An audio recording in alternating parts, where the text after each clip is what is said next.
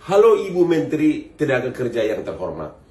Perkenankan nama saya Dr. Hotman Paris yang sudah bekerja 36 tahun sebagai pengacara khususnya dalam bisnis internasional. Saya 10 tahun lebih bekerja sebagai asisten dari berbagai pengacara bule, tapi kemudian 10 tahun berikutnya saya bekerja sebagai pimpinan membawahi banyak pengacara bule. Dan selama puluhan tahun saya berpartner dengan Dr. Nono Anwar Makarim, doktor hukum dari Harvard Law School yang adalah bapaknya Nadiem Makarim, Menteri Pendidikan kita.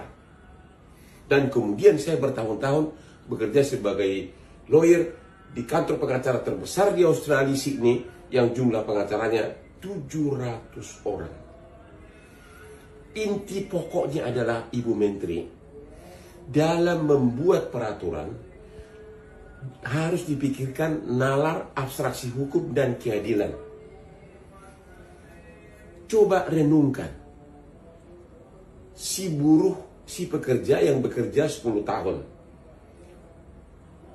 tiap bulan gajinya sebesar 2% dipotong untuk dimasukkan dalam jaminan hari tua, ditambah dengan 3,5% dari majikan. 10 tahun lebih uang itu masuk dalam jaminan hari tua, dan itu adalah uang dia. Tiba-tiba dia misalnya di PHK pada umur 32. Dengan peraturan Ibu Menteri Tenaga Kerja, maka dia tidak bisa mencairkan jaminan hari tua tersebut, karena menurut peraturan Ibu hanya bisa diambil pada umur 56. Di PHK umur 32, dia harus menunggu 24 tahun untuk mencairkan uangnya sendiri. Di mana keadilannya, Bu? Di mana keadilannya? Itu kan uang dia.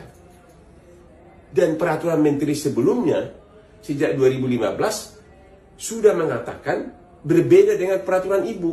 Menteri Tenaga Kerja sebelumnya mengatakan boleh dicairkan begitu dia di PHK. Di mana logikanya, Bu? Itu kan uang dia. Kalau dia di PHK umur 32, bisa saja dia selama menunggu 24 tahun sudah jatuh miskin, sudah pengangguran. Ya. Lagi pula kalau memang ada undang-undangnya yang selaras dengan peraturan Ibu, harusnya segera undang-undang itu dirubah agar berkeadilan.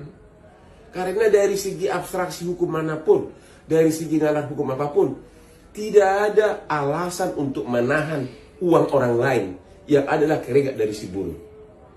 Ada alasan mengatakan, kan orang kalau di PHK banyak jaminannya. Memang ada berbagai jaminan, ya, ada JKP dan sebagainya. Tapi berapa bulan sih uang itu cukup untuk membiayai hidup dan keluarganya? Terlepas daripada alasan apapun, karena itu adalah uang dia, nggak ada alasan apapun untuk menahan uang tersebut. Apalagi misalnya sampai menahan puluhan tahun.